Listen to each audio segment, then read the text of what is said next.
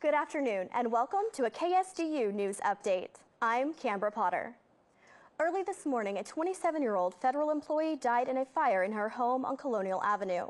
Police suspect the woman didn't hear the 2 fire alarms in the front of her home in time to escape and apparently was overcome by carbon monoxide. The sounds of the fire woke up a neighbor who called 911 immediately. When firefighters arrived, there were flames coming out of the front of the house and the house was filled with smoke. Investigators suspect a floor furnace may have malfunctioned and caused the fire. The damage estimate is about $150,000. The woman's name is being withheld until her husband can be contacted. A man died this morning at Queens Hospital just days after a confrontation with San Diego police officers. 3 days ago, Carl Heath was hit by pepper spray after resisting arrest for reportedly knocking on doors and throwing rocks at houses.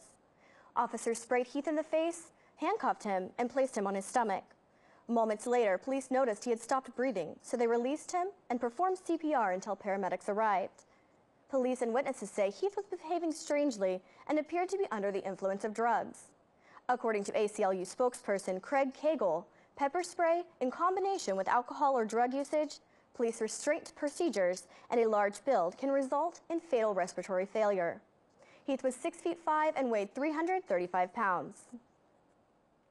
This morning, a lawyer pleaded not guilty on behalf of his client, a 9-year-old boy.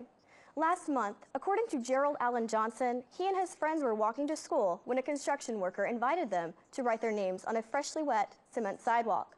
So they did. Weeks later, Gerald's mother received a letter saying she had to pay $12,000 to the construction company for redoing the sidewalk. Since Gerald's mother refused to pay, her son was arrested. According to California law, Gerald's friends were not arrested because they were younger than 8 years old. Gerald Johnson will go on trial next month. Helium balloons may be responsible for last month's plane crash, which killed 57-year-old pilot Adam Dickerson of San Diego.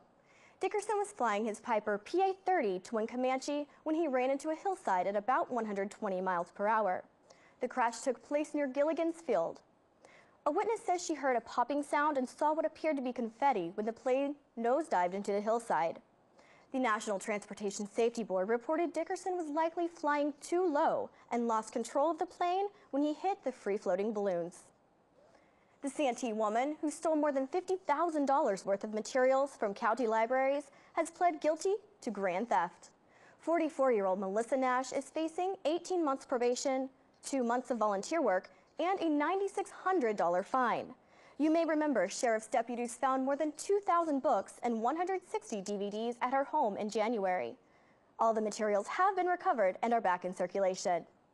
And that's the news for now. For the KSDU News Team, I'm Canberra Potter. Join us at 5 this evening for San Diego's top-rated TV newscast.